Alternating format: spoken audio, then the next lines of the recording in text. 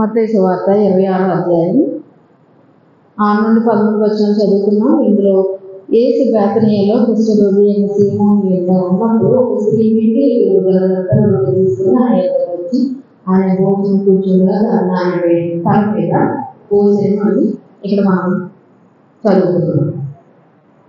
ఇక్కడ మీరు చూస్తే కనుక మరియా అని మనకి తెలుస్తూ ఉంది. ఇది మత్తయి కానీ వేరే సువార్తల్లో చెప్పబడలేదు, కానీ యోహాను సువార్తలో మాత్రం ఈమె మరియా అని చెప్పబడింది.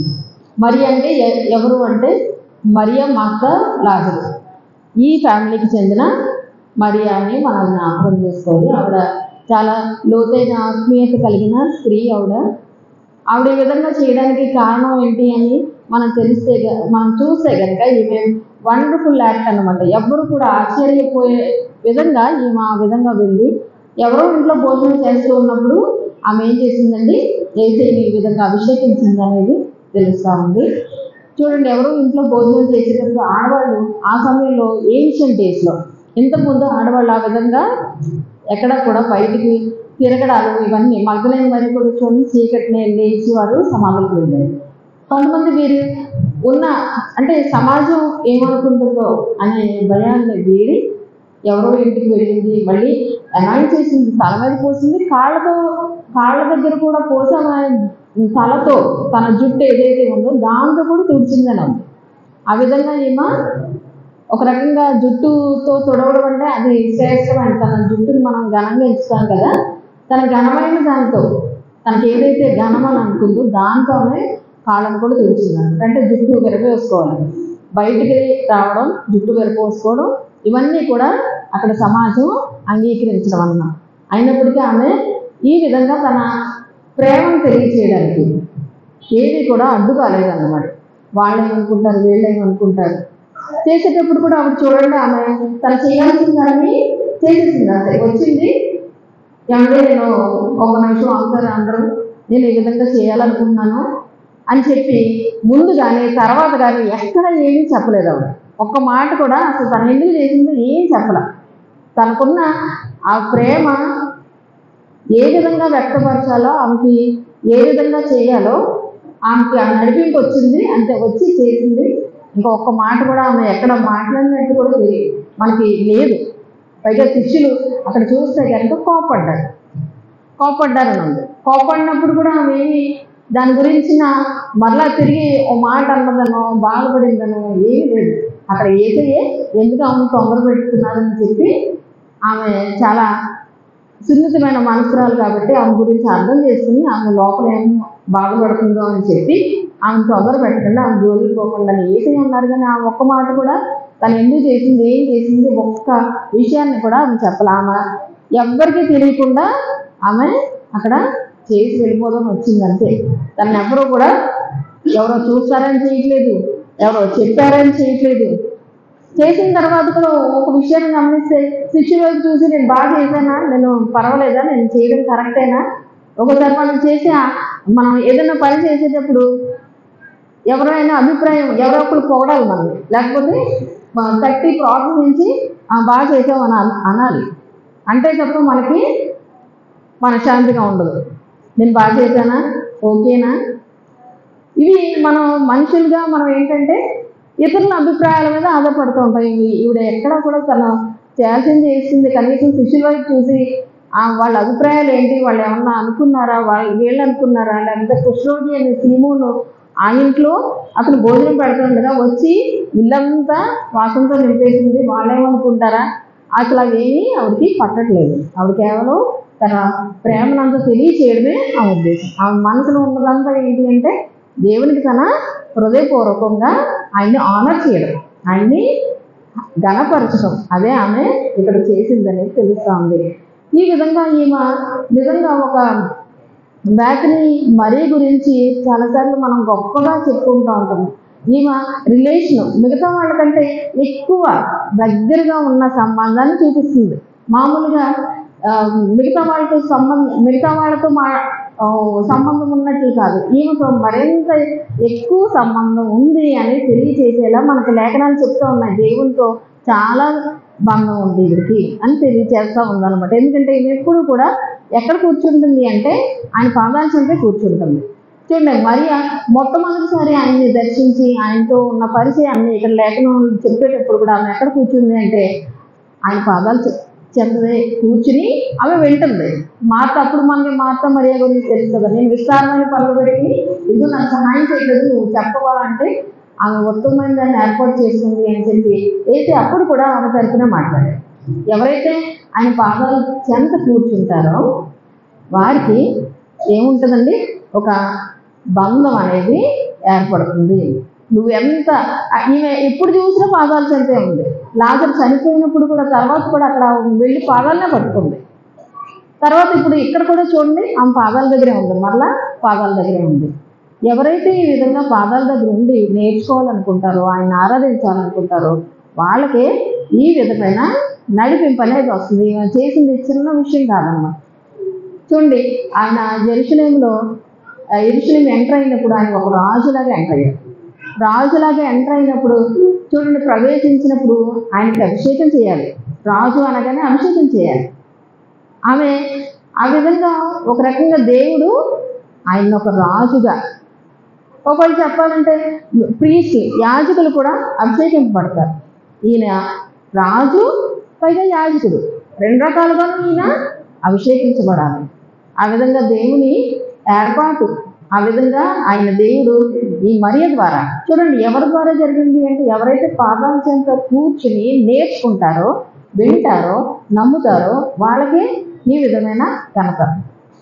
అక్కడ చాలామంది ఉన్నారు శిష్యులు, చెయ్యొచ్చు ఈ పని. శిష్యులు అంతమంది చుట్టూరు ఎప్పుడూ ఉండి మాటలు విన్నవారు చేయలేకపోయిన దాన్ని ఎవరు చేశారు అంటే పాదాల చెంత ఉండే మరియ ఈ విధంగా చేయడం మనం గమనించాలి. చూడండి, యేసయ్య కూడా ఈమె అభిషేకించినప్పుడు ఒక రాజులాగా లేకపోతే ఒక యాజకుడిలాగా చేసినప్పటికీ ఆయన రాజు యాజకుడు అయినప్పటికీ ఆయన ఏమన్నారంటే ఇక్కడ మాట మీరు చదివితే కనుక ఈమె ఏం చేసింది అని అన్నారు అంటే ఆ మాట చదవండి, నా భూస్థాపన నిమిత్తం నేను చేశాను.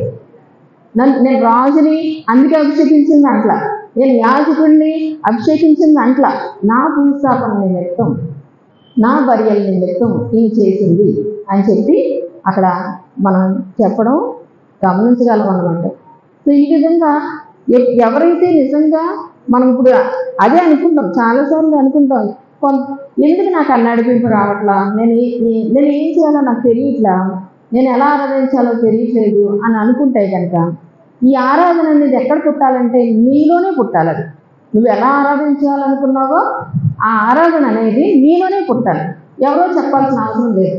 నీకు ఏ విధంగా చేయాలనుకున్నావో ఆ విధంగానే ఆరాధించు. చాలామంది ఆరాధనని తప్పుగా వారు ట్రీట్ చేస్తూ ఉంటారు. ఒక పాటలు పాడుతున్న ఆరాధన, ఒక మ్యూజిక్ని ఆరాధన అనే ఆలోచనని ప్లాన్ చేసి ఏం చేస్తారు అంటే మ్యూజిక్ పాటలు అయిపోయిన తర్వాత ఇంకా వేరేదేమి ఆరాధన కాదంటూ ఉంటారు. కానీ మనం ఆరాధన ఎప్పుడు కూడా అది నీ హృదయం నుంచి పుట్టాలి.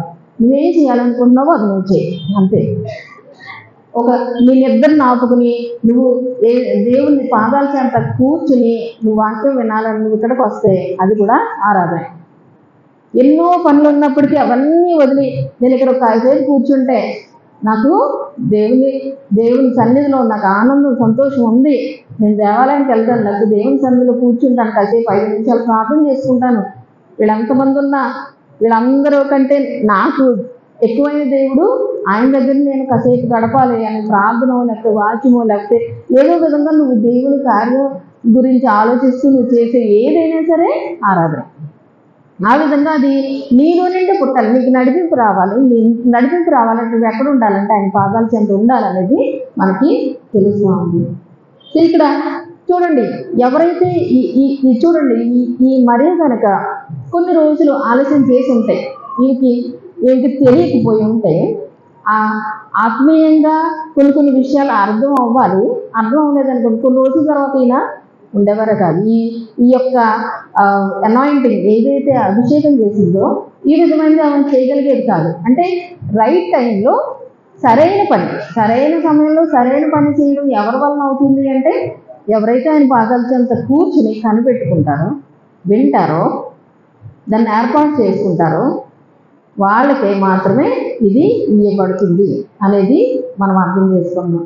తర్వాత మీరు చూస్తే కనుక మార్కు సువార్తలో రాయబడింది ఏంటి అంటే 14:3 ఆమె అత్తర్ గుడ్డి పగలు కొట్టినట్లు తెలుస్తూ ఉంది. దాన్ని నెక్ ఉంటుందన్నమాట. ఆ నెక్ని ఏం చేయాలంటే దాన్ని పగలు కొట్టి వాడతారు ఈ యొక్క గుడ్డిలో ఉన్న. ఎందుకంటే చూడండి, అత్తర్ గుడ్డి పగలు కొట్టామనుకోండి ఏమవుతుంది, మొత్తం అన్నీ వాడేయాలంతే, అందులో ఉన్న అత్తర్ అంతా వాడేయాలి. మనం ఒక సెంటు బాటిల్ని ఎంతకాలం వాడతాం? 1 నెల 2 నెలలు ఆ విధంగా వాడతాం. మనకు వచ్చే సెంట్లు ఏ మాత్రం కూడా పనికిరావు అన్నమాట. ఈవిడ వాడిన సెంట్ ఇది ఎక్కడ చేయబడింది అంటే ఇది ఇంచుమించు అక్కడ ఇస్కరియోతే చెప్పాడు దాని ఖరీదు ఎంత. ఇది 300 దేనాలు కమ్మి బీదలకు ఇవ్వచ్చు కదా అని చెప్పి. కొంతమందికి ఏదైనా చూడగానే క్యాల్కులేట్ చేస్తూ ఉంటారు, మైండ్లోనే క్యాల్కులేషన్స్ అయిపోతూ ఉంటాయి. ఇది ఎంత ఉంటుంది, ఏంటి, ఇది సంగతి ఏంటి, అవతలని అంచడానికి అవతలని ఎంత ఇస్తున్నారు, ఏం చేస్తున్నారు. అక్కడికి మనం ముందే సపోజ్ రెంట్ కొంటున్నాం అనుకోండి, మన రెంట్ కూడా అడుగుతారు. దాన్ని బట్టి ఏం అంచనా వేస్తారంటే మనం ఏ రేంజ్లో ఉన్నాము. అలాంటి చీప్ మనుషులు ఉంటారు. ప్రతిదీ లెక్కలు వేస్తూ ఉంటారు, డబ్బులతో లెక్కలు వేస్తూ ఉంటారు. కానీ నిజంగా చెప్పాలంటే ఎప్పుడు కూడా మీరు చూస్తే కనుక ఇది రికార్డ్ చేయబడినప్పుడు గొప్ప గొప్ప దేవాలయాలు కట్టబడ్డాయి. ఇక్కడ హేరోదు కట్టించిన దేవాలయం, లేకపోతే తర్వాత చూడండి ఎజ్రా నెహెమ్యా, ఈ దేవాలయాల గురించిన గొప్ప గొప్ప సంగతులు, లేకపోతే గొప్ప మనుషులు ఉన్నారు వాళ్ళ గురించిన సంగతులు, పిలాతు, వీళ్ళు, సీజరు, కైసరు అని వీళ్ళ గొప్ప గొప్ప రాజులు, ఏలేరు, నెబుకద్నెజరు, వీళ్ళందరూ కూడా ఎంతో గొప్పవాళ్ళు అని లేఖనం మామూలుగా మనిషి రీతిలో వాళ్ళు గొప్పగా వాళ్ళు ఏలేరు, గొప్ప బిల్డింగ్స్ ఉన్నాయి అని మనకు చెప్తూ ఉంది. కానీ వాళ్ళ గురించి చాలా తక్కువ చెప్పబడింది. కానీ ఈ మరియా చూడండి, ఏ విధంగా అయినా పైన తలుపులు బెడుకులు ఆయనకి అవసరం లేదు. వాటికంటే ముఖ్యమైనది ఏంటి అంటే ఈ స్త్రీలు, నిజంగా చెప్పాలంటే ఈ స్త్రీలు చేసింది చాలా చిన్న పనులు. ఎవ్వరికి తెలియకుండా అభిషేకించాలనుకున్నాం.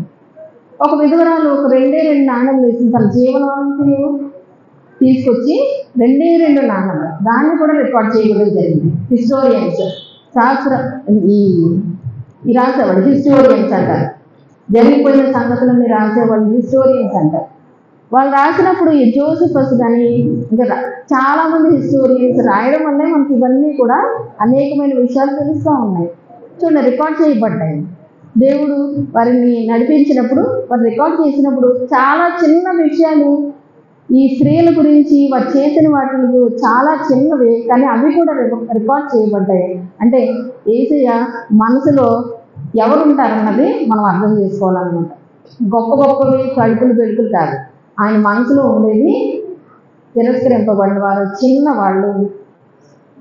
వాళ్ళు చేసే పని ఎవ్వరు గుర్తించిన వాళ్ళు. ఆమె వేస్తున్న 2 నాణాలని యేసయ్య మాత్రమే గుర్తించారు. ఆమె 2 నాణాలు వేసి అక్కడ చాలా గొప్పవాళ్ళు వచ్చి, చాలా గొప్ప ధనికులు వాళ్ళందరూ వచ్చి వాళ్ళకున్న దాంట్లో వాళ్ళు ఇచ్చారు. దాన్ని ఎక్కడ చెప్పబడలేదు. లేఖనం యేసయ్య వారి గురించి మాట్లాడాలి. కానీ ఒక్క విధవరాలు ఇచ్చిన 2 నాణాలు ఆయనకి గొప్పవన్న. అంటే ఈవిడ చేసింది కూడా ఇక్కడ మనం గమనిస్తే కనుక తన దగ్గరున్న ఒక శ్రేష్టమైన దాన్ని దేవునికి ఒక తీసుకొచ్చి ఏదో కొద్దిగా వాడి వెళ్ళిపోదాంలే అని అనుకోకుండా దాన్ని పగలగొట్టడానికి కారణం ఏంటంటే అదంతా ఇచ్చేయడానికి కూడా సిద్ధపడిందని తెలుస్తుంది. ఈ యొక్క ఆయింట్మెంట్ అంటారు. ఆయింట్మెంట్ ఇది ఎక్కడ చేయబడిందంటే ఇండియాలోని హిమాలయాల్లో దొరికే కొన్ని వృక్షాల ద్వారా ఇది చేయబడింది అన్నమాట. అంత గొప్పదైన ఈ యొక్క పెర్ఫ్యూమ్ ఎందుకు ఉంది అంటే ఈ స్త్రీలు ఎక్కువగా యూదా స్త్రీలు వారు ఎప్పుడూ కూడా ఈ పెర్ఫ్యూమ్ వాడతారనమాట. వాళ్ళకి పెర్ఫ్యూమ్ ఈవెన్ సబ్బాత్ రోజున కూడా ఈ పెర్ఫ్యూమ్ వాడడానికి అది మెళ్ళు వాళ్ళు తగిలించుకోవడానికి, చిన్న బుడ్డిలో తగిలించుకోవడానికి వారికి పర్మిషన్ ఇవ్వబడుతుంది అనమాట. అంటే వారు అంతగా ప్రేమిస్తారు. ఆ పర్ఫ్యూమ్ అనేది, సెంట్ అనేది వాళ్ళు అంత ప్రేమిస్తారు అన్నమాట. అంత ప్రేమించేదాన్ని, అంత విలువైన దాన్ని ఆమె ఏం చేసింది అంటే ఆయన కోసం దాన్ని మొత్తం ఇచ్చివేయడానికి సిద్ధపడింది. ఒకసారి మనం కానుక వేయడానికి ఏం చేస్తాం? చేతికి వచ్చిందంతా వేసేస్తామా? వేసేయం కదా. అందులో మళ్ళీ లెక్కలేస్తాం, ఎంత ఇవ్వాలో లెక్కలేస్తాం. అమ్మో ఇదంతా ఇచ్చేస్తే ఎలాగా అని చూసారు. అక్కడే మనకి అర్థమైపోతున్నాం మనం ఎలా చేస్తున్నాం, ఎలా ఇస్తున్నాం, మనం ఏ రోజు ఏం చేస్తున్నాం అన్నది గమనించాలి. ఆమె పగలగొట్టేసింది అంతే, ఉన్నదంతా పగలగొట్టి ఉన్నదంతా ఇవ్వడానికి ఆమె ముందుకు వచ్చింది అని తెలుస్తూ ఉంది. ఇక్కడ ఇస్కరియోతు యూదా లాంటి వాళ్ళు ఏం చేస్తున్నారు అక్కడ చూడండి. ఎవరైనా నిజంగా ప్రేమించే వాళ్ళని, దేవుని కొరకు ఏదైనా చేసేవాళ్ళని ఏ విధంగా మాట్లాడతారో ఇక్కడ ఇస్కరియోతు యూదా మనం చూడొచ్చు అన్నమాట. ఒక ఉదాహరణ మనకి. వాళ్ళు ఎక్కువ ప్రేమిస్తున్నారు, ఇతనికి ఏమొచ్చింది? బాధ వచ్చింది అనమాట. ఎందుకు ఎంత వేస్ట్ చేయాలా అని చెప్పి అక్కడ తనతో పాటు అందరూ శిష్యులందరూ కలిశారు. ఇక్కడ శిష్యులు అని వారు అని వ్రాయబడింది, కానీ యోహాను సువార్తలో క్లియర్గా ఇస్కరియోతు యూదా మొదలుపెట్టాడు. ఎందుకు ఎంత వేస్ట్ చేయాలా, ఇదంతా ఎందుకు అనేది కూడా చెప్పాడు. మళ్ళీ యోహాను సువార్తలోనే మళ్ళీ యోహాను గారు ఎందుకు వీడు ఎలా చెప్పాడో కూడా చెప్పాడు. ఆ డబ్బు తెలిసి అతని దగ్గర ఉందో అందులో నుంచి తీసుకోవడం అతనికి అలవాటైంది. ఆ 300 దేనారులు ఎంత జీవితం అంటే ఒక సంవత్సరం అంతా ఒక కష్టపడి పని చేసి సంపాదించుకుంటా, కూలివాడు సంపాదించుకుంటే వచ్చే జీతం అన్నమాట. అంత జీతాన్ని ఇప్పుడు ఇతను ఏం చేయాలనుకున్నాడు? అది తనకు సొంతం అవ్వకుండా అది యేసయ్య పాదాల చెంత పడిపోవడం అతనికి ఇష్టం లేక ఆ విధంగా కోపపడటం మనం చూస్తూ ఉన్నాం. సో వాళ్ళు కోపడ్డారని ఉంది, అలాగే సనుక్కున్నారని కూడా ఉంది. ఇది 3 సువార్తలో ఉంది. మత్తయి సువార్తలో ఉంది, మార్కులో ఉంది, అలాగే యోహానులో ఉంది. 3 సువార్తల్లోనూ మీరు అన్ని కలిపి చదివితే వాళ్ళు సనుక్కున్నారు, కోపడ్డారు. అలాగే ఇస్కరియోతు యూదా అయితే ఆమెతో ఎందుకు ఇంత వేస్ట్ చేసావని చెప్పి డైరెక్ట్గానే మాట్లాడటం జరిగింది. సో అప్పుడు మనం గమనిస్తే కనుక ఈ యొక్క ఈమె చేసిన ఈ పని నిజంగా మనం ఇంకోసారి మనం గమనిస్తే కనుక చాలా చిన్న పని ఆమె చేసింది. ఏంటి అంటే ఆ చిన్న పనికి ఆమె పొందుకున్నది ఏంటి అంటే గొప్ప ఘనత పొందుకుంది. అలాగే దాంతోపాటు ఆమె అపార్థం కూడా చేసుకోబడింది. వారు ఈ విధంగా అనడానికి కారణం ఏంటి? ఆమె ఏదో చూడండి, మనం చేసే పనులు అలాగే ఉంటాయి. ఒక్కోసారి ఎంత ఓవర్ యాక్షన్ చేయాలా అని మనం అనుకుంటాం కదా, ఓవర్ యాక్షన్ అనే మాట మాట్లాడుతూ ఉంటాం కదా. ఆ విధంగా అన్నమాట అపార్థం చేసుకోబడింది. ఆమె యొక్క భక్తిని మీరు ఏం చేస్తారు?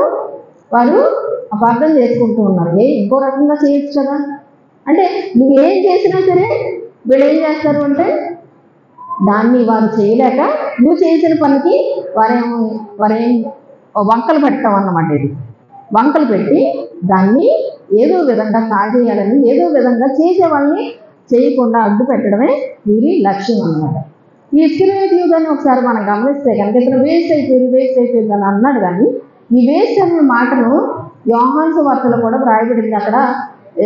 అక్కడ ఇతని జీవితం గురించి వ్రాయబడినప్పుడు వ్రాయబడింది ఏంటి అంటే ఇతను కూడా వేస్ట్ అయిపోయాడని వ్రాయబడింది అనమాట. నాశన పుత్రుడు అని వ్రాయబడింది. వేస్ట్ అయిపోవడం, జీవితం వేస్ట్ అయిపోయింది.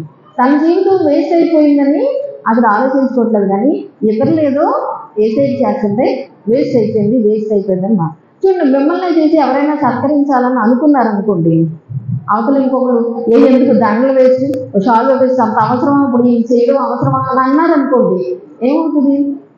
ఎవరికైతే చేస్తున్నారో వాళ్ళకి ఎంత అవమానం. ఇప్పుడు ఏసై కూడా ఇది అవమానమా కాదా? ఆయన్నేమో సన్మానించాలని, ఆయన ఆనర్ చేయాలని వచ్చిన ఈమెను గద్దించినప్పుడు అది ఎవరికి తగులుతాయి మాటలు? ఎవరైతే చేస్తున్నారో ఆయన్ని బాధ పెట్టినట్టు అవుతుంది. సో ఆ విధంగా అక్కడ నిజంగా అంత గొప్ప కార్యాలను కూడా చూడండి, అంటే ఎదురుగా మంచి జరుగుతున్నదాన్ని కూడా చెడ్డగా చూపించగల వ్యక్తులు ఉంటారని మనకు తెలుస్తూ ఉంది. దాంట్లో కూడా వారు కూడా దాన్ని కూడా ఏంటి, అది కూడా మంచి చేయడానికే అని చెప్తారు. అది మంచిది కదా. ఇప్పుడు ఇంకొకరికి ఇప్పుడు శిష్యులందరూ కూడా ఏమనిపించింది? నిజమే కదా, ఎందుకంత వేసేయడు?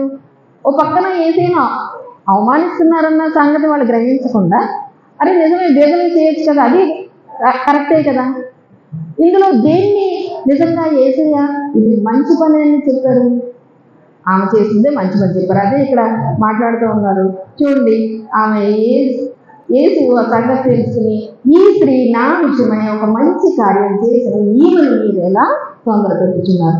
చూసారా, ఇక్కడ అయ్యేసే ఉన్న మాటలు మనం గమనిస్తే కనుక వారంతా అలాగా ఆమెను విమర్శిస్తున్నప్పుడు ఆయన వెంటనే ఆయన డిఫెండ్ చేసుకుంటా, డిఫెండ్ అంటే తనంతా సపోర్ట్ చేయడం. చూడండి, మనల్ని ఎవరైనా మాట అంటున్నప్పుడు సపోర్ట్ చేయలేదు అనుకోండి, ఎవరైనా మన తరపున మాట్లాడకపోతే మనకు బాధ వస్తుందా లేదా?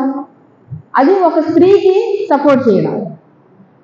ఒక రబ్బుని, ఈయన టీచర్ దగ్గరికి ఒక స్త్రీ రావడమే ఎక్కువ.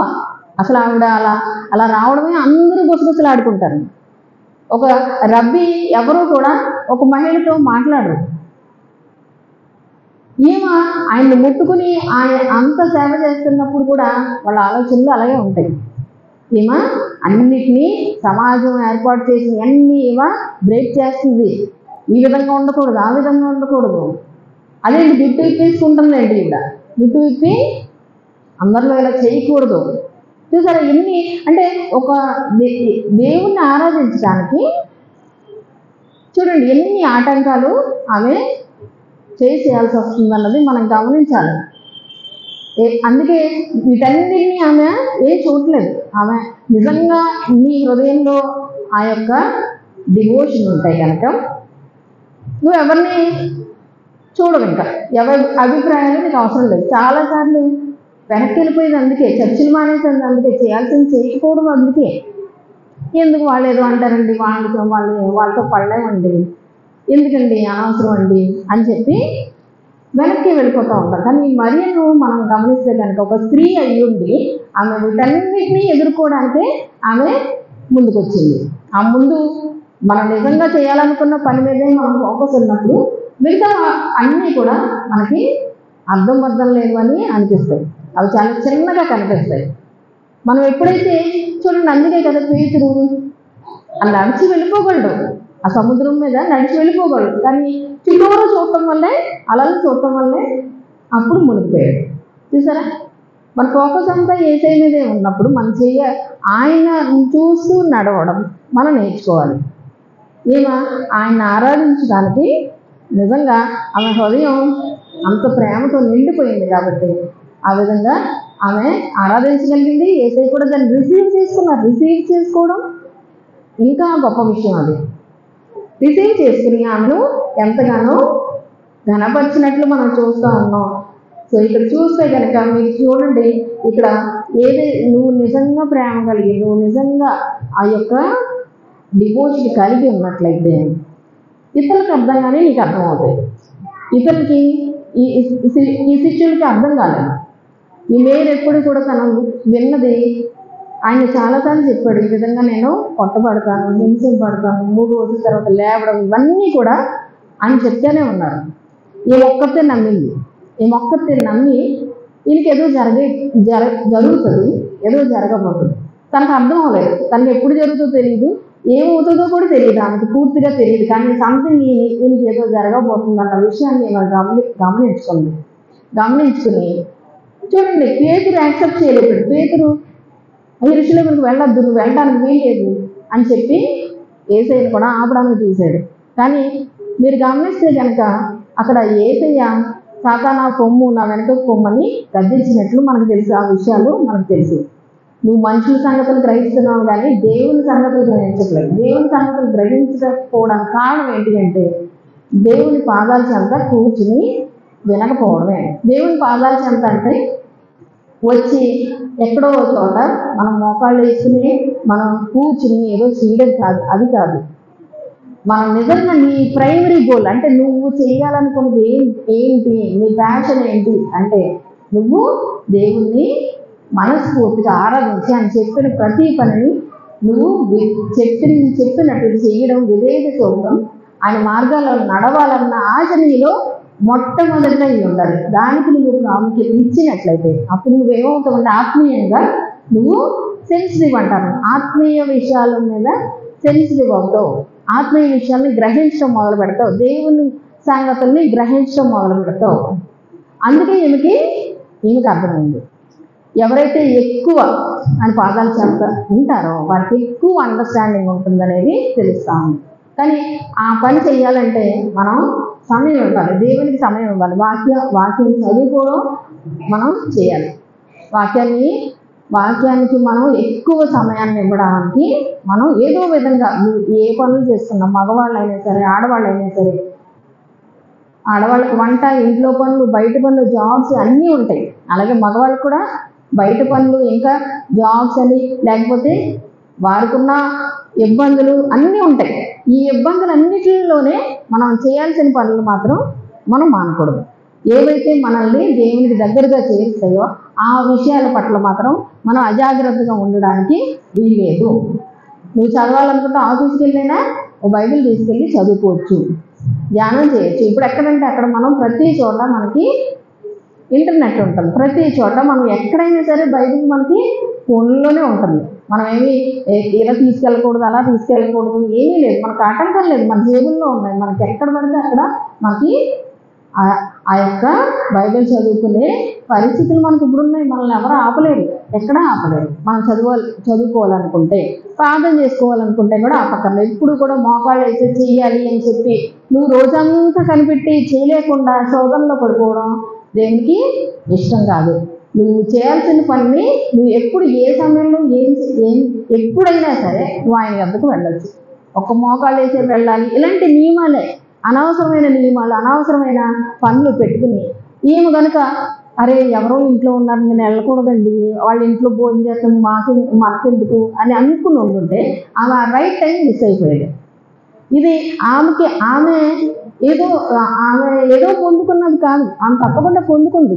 ఆ యొక్క బాటిల్ని పగలగొట్టినప్పుడు, ఆమె తలతో తుడిచినప్పుడు ఆ వాసన అంతా ఆమె కూడా పట్టుకుంది. ఇల్లంతా వాసన, అదంతా ఆయన ప్రభావం, ఆయన యొక్క మహిమను, ఆమె ఆ యొక్క పవర్ని, ఆ శక్తిని ఆమె కూడా పొందుకుంది. ఆ ఇంపాక్ట్ ఉంటుంది, తప్పకుండా ఉంటుంది.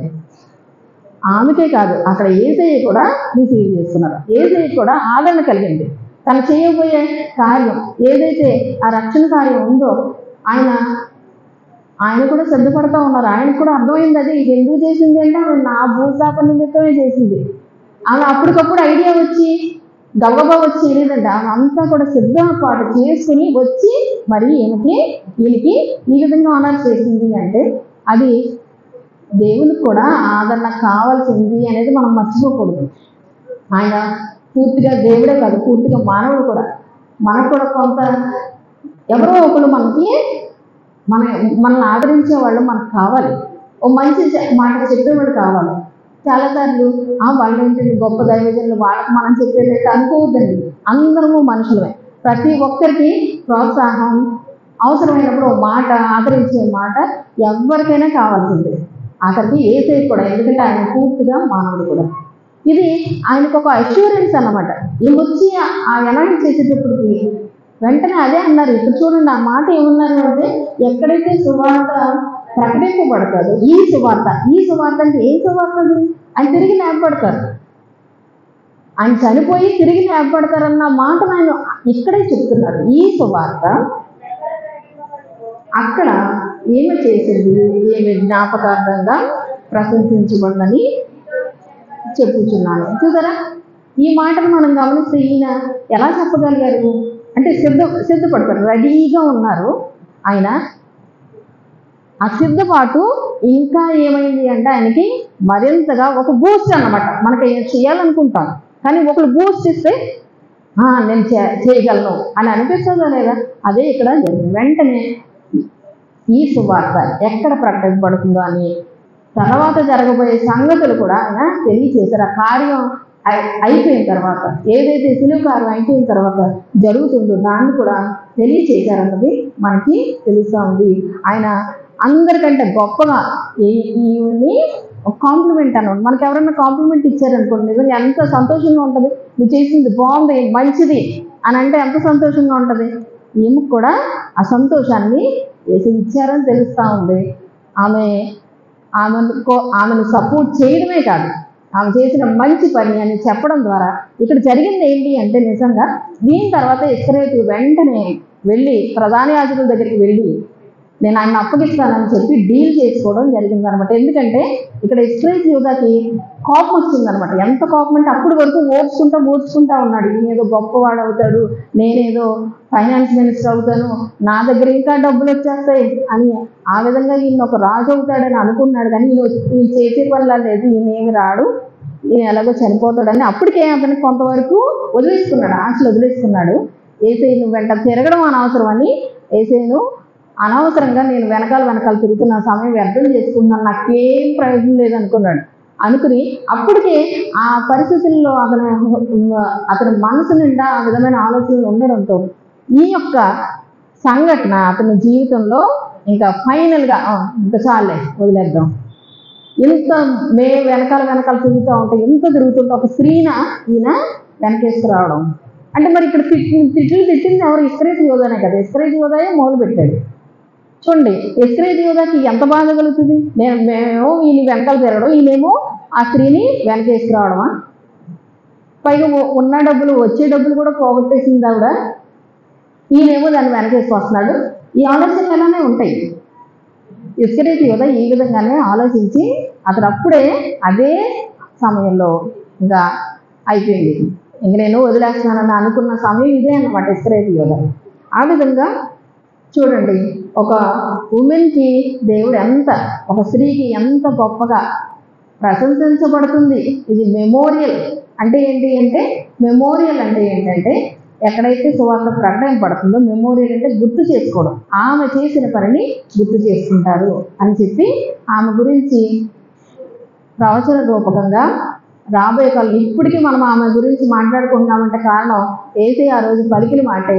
ఆమె గురించి ఆమె చేసిన ఈ పని రికార్డ్ చేయబడింది అని తెలుస్తాం. చూడండి, శిష్యులందరూ కూడా వాళ్ళందరూ కూడా ఎప్పుడు నీ రాజ్యం వస్తుంది అన్నారు. వాళ్ళందరూ కూడా ఏదో ఒక పొజిషనో ఏదో ఒక ఇన్ఫ్లుయెన్సో ఇంతో తిరిగితే మంచి జరుగుతుంది. ఇప్పుడు అందరూ రాస్తున్నారు కదా, బ్రాండ్స్ మీద రాస్తున్నారు కదండి, మేము మినిస్టర్ తాలూకా అని రాస్తున్నారు. మరి అదేంటో అర్థం అవట్లేదు. మినిస్టర్ తాలూకా అయితే మాత్రం నువ్వు ఇంకన్నీ జరిగిపోతాయని అనుకుంటే అది అవివేకం. పైగా అది బోర్డుల మీద రాక అందరికీ చూపిస్తే మరింత భయంకరమైన. మనుషులు నమ్ముకున్నట్టు కంటే యెహోవాను ఆశ్రయించలేదు. మనుషులు ఏం చేయగలరండి? రాజుల చిత్తము వాళ్ళ హృదయం ఎవరు తిప్పగలరు? దేవుడే ఆయన చేతిలోనే ఉంది. కాలువల వల్ల ఆయన తిప్పగలరు. అది ఆయన ఆశ్రయించాల్సింది పోయి దేవుని వద్దకు వెళ్ళాల్సింది పోయి మినిస్టర్ తాలూకా వాళ్ళ దగ్గరికి వెళ్ళి మనం వెళ్ళి కూర్చున్నామంటే మనం కూడా తాలింపు అయిపోద్ది. అంతే తప్ప ఏమీ ఉండదు. తాలూకా అనేది తాలింపే తప్ప ఏమీ జరగదు అనేది జ్ఞాపకం చేసుకోండి. చాలా మంది పొజిషన్లో ఉంటాయి, పార్టీల్లో ఉంటాయి, ఇవి అన్నమాట. వాళ్ళ అంకాలు పడిపోవడం అంతే. తర్వాత ఎలాగో పడేస్తారు. పొజిషన్ పోయింది అనుకోండి, వాళ్ళు మళ్ళీ మామూలు పరిస్థితి మామూలు. మనుషులు ఎదుగుతారు, పడేస్తారు కూడా జ్ఞాపకం చేసుకోవాలి. ఇక్కడ ఈ ఫేము ఇన్ఫ్లుయెన్స్ మాకు కావాలి అని మాకేంటి అన్నాడు కదా పేతురు. మాకేంటి, మేము అన్నీ తిరుగుతున్నాం అని అన్నప్పుడు అందులో ఆ మాటే ఉంది. కానీ ఈమె ఏది ఆశపడలేదు. ఆమె ఏం ఆశపడింది అంటే దేవుని ఆరాధించాలి. పక్కన ఎక్కడికో వెళ్ళి ఓ మూల ఆయన కాళ్ళ దగ్గర జాగ్రత్తగా తన పని ముగించుకుని వెళ్ళిపోదాం. ఎక్కడ కనిపించాలని అటెన్షన్ కోసం చేసింది కాదు, ఒక పొజిషన్ కోసం చేసింది కాదు, ప్రేమతో తన డివోషన్ అంతా తెలియచేసింది కాబట్టి ఆమెకి ఘనత ఇవ్వబడింది. మనం అందరి కళ్ళు కనపడేలాగా చేస్తే దానికి ప్రయోజనం లేదనేది జ్ఞాపకం చేసుకోవాలి. ఏదైనా చేస్తే నాకు ప్రయోజనం ఉంటుంది, నేను ఆశీర్వదింపబడతాను, అందుకే చర్చకి ఇస్తానంటే అది కూడా దేవుని దృష్టిలో మంచిది కాదు. నువ్వు చేసేది ఎవరికి తెలియకుండా నువ్వు చేసేది ఎవరి కళ్ళకి కనపడక్కర్లేదు, ఎవరి అభిప్రాయాలతో సంబంధం లేదు. నీకేమనిపించిందో ఆ విధంగా దేవుని ఆరాధించడమే దేవుడు కోరుకుంటా ఉన్నాడు. సో ఈ విధంగా ఇక్కడ మనం గమనిస్తే కనుక ఇంకా మనం ముగించేద్దాం. చూడండి, ఇప్పుడు ఆయన పలికిన మాట మనం గమనిస్తే కనుక లూకాసు వార్త 10:42 ఆమె ఉత్తమమైన దాన్ని ఏర్పాటు చేసుకుందా కనుక అది ఆమె యొద్ద నుండి తీయబడదు అని చెప్తుంది. మనం కూడా ఇప్పుడు దేన్ని ఏర్పాటు చేస్తున్నామో జ్ఞాపకం చేసుకోవాలి. ఆమె ఉత్తమమైన దాన్ని ఏర్పాటు చేస్తుంది. ఈరోజు నువ్వు కూడా అసలు నువ్వు ఏమి ఆలోచించుకుంటున్నావు, దేని పట్ల నీ యొక్క అటెన్షన్ ఉంది, నీ కన్సర్న్ ఉంది, నువ్వు ఏమేమి కావాలని ఆశపడుతున్నావు, దేన్ని ఏర్పాటు చేస్తున్నావు, రోజంతట్లోనూ నువ్వు దేనికోసం కష్టపడుతున్నావు అని ఒకసారి మనం గమనించుకుంటే అది నిజంగా వర్తేనా?